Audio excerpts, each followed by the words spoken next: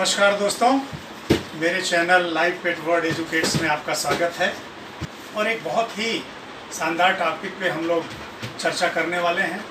हमारे ज़्यादातर जितने भी पेट्स को रखने वाले बंदे हैं, जो पेट्स रखते हैं, उनको ज़्यादातर समस्या आती है कीड़े लगने की।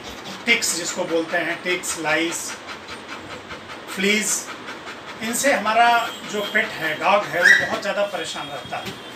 तो ऐसी स्थिति में आज मैं बारे में डिस्कस करूंगा। आप देख रहे हैं ये कितने एक्टिव हैं। काफ़ी पिछले 7-8 सालों से मेरे पास लगातार आ रहे हैं। कई बार इनको टिक मैनिफेस्टेशन हो चुका है।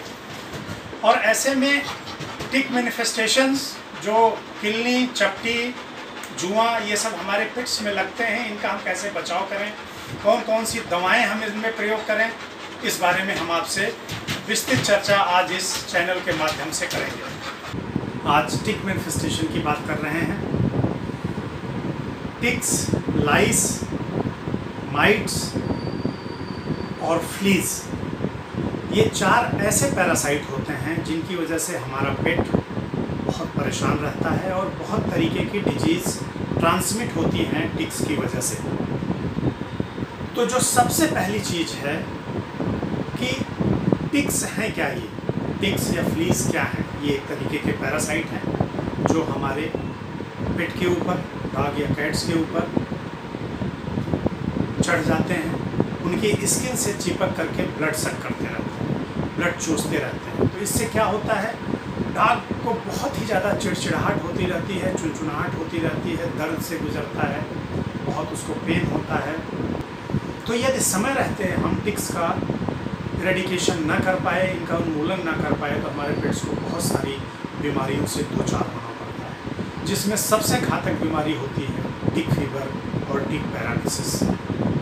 इसके अलावा फ्ली से फ्ली एलर्जिक डर्मेटाइटिस होती है और माइट से स्कैबीज और मेंज का सामना करना पड़ता है हमारे पेट्स को। पेट के ऊपर जो हमारे एक्टोपैरासाइट्स हैं, इनसे दूर रखने का वो है स्पॉट ऑन एप्लीकेशन। बहुत सारी दवाइयाँ हैं, फ्लीज के लिए भी आती हैं, टिक्स के लिए भी आती हैं।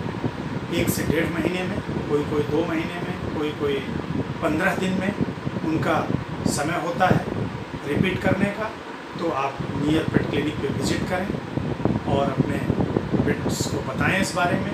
तो जो भी सबसे उचित स्पॉट ऑन होगा उसका चुनाव करके आगे, जो दोनों आगे के पैर आकर के रीढ़ की हड्डी पे मिलते हैं, नेक के जस्ट पीछे एक ग्रुप बनता है, वहाँ की स्किन थोड़ा सा हटा करके और उस जगह पे डाल देते हैं। इस स्पार्टान की खूबी ये है कि ये स्किन के नीचे पेनिट्रेट करते हुए पूरी बॉडी में फैल जाता है और उससे सारे टिक्स जो होते हैं या तो वो पैरालाइज होकर के छोड़ देते हैं या उनकी डेथ हो जाती है।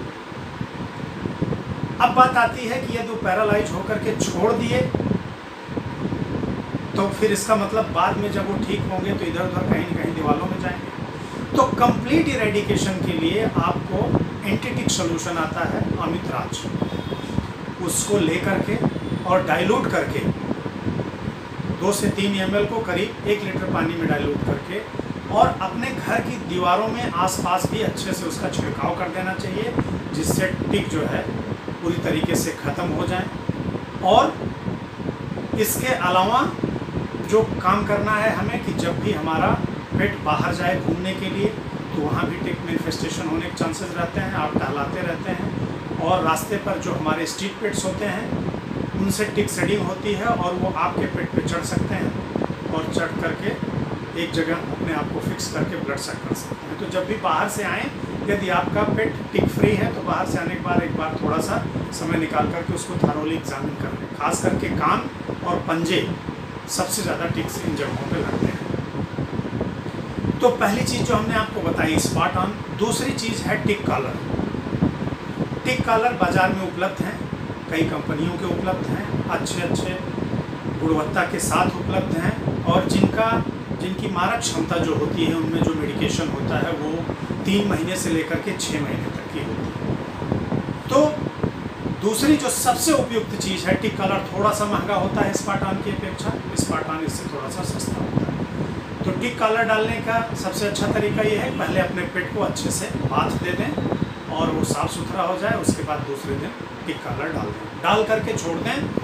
टिक कॉलर के लिए सबसे ज़्यादा ज़रूरी ध्यान देने योग्य जो चीज़ है वो ये है कि किसी भी हालत में वो भीगना नहीं चाहिए।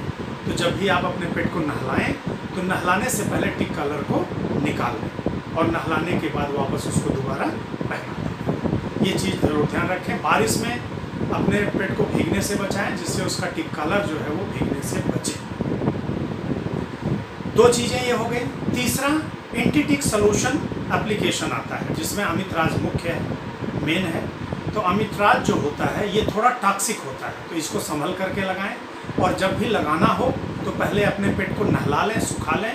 उसके बाद इसका जो कंसंट्रेशन होता है 1 से 2 ml, एक आधे लीटर से 1 लीटर पानी में या उतने पानी में डालें जितना आपके पेट के ऊपर अच्छे से पानी पूरी तरीके से लग जाए और पानी वेस्ट ना हो। लेकिन इसको लगाते समय मुंह बंधा रहना चाहिए पेट का, और लगाने के बाद बंधे मुंह के साथ पेट को आधे घंटे टहला दीजिए तो इवेपोरेट हो जाएगा।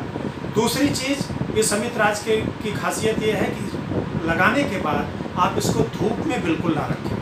यदि आपने लगाने के बाद अपने पेट को धूप में रख दिया तो वो पूरी तरीके से डीनेचर्ड हो जाएगा और लगाने का कोई फ़ायदा नहीं रहेगा। और यदि आपका पेट डायबिटिक है तो अमितराज लगाने से बचें, उसका एक निश्चित कारण है, उससे दिक्कत हो सकती है। यदि किसी कारण से अमितराज लगाने के बाद पेट आपका लीक कर लेता है, चाट लेता है, तो आप निश्चित जान लीजिए फिर सलाइवेशन स्टार्ट हो जाएगा, पेट आपका सुस्त हो जाएगा। ऐसी स्थिति में तुरंत आप अपने पेट की सहायता लें और ये चीज़ होने से अपने पेट को बचाएं। चौथी चीज़ है, कुछ टैबलेट्स आती हैं, उनको खिलाने से भी पेट्स का इरेडिकेशन होता है, लेकिन पूरी तरीके से पेट जो है टिक्स पेट से नहीं जाएंगे। तो खिलाने वाली टैबलेट के इस्तेमाल से बचें। यदि कम टिक इन्फेस्टेशन है तो भले आप खिला लें, अन्यथा की स्थिति में खिलाने से बचें। चौथी चीज़ है, इसका एंटीटिक इंजेक्शन भी आता है।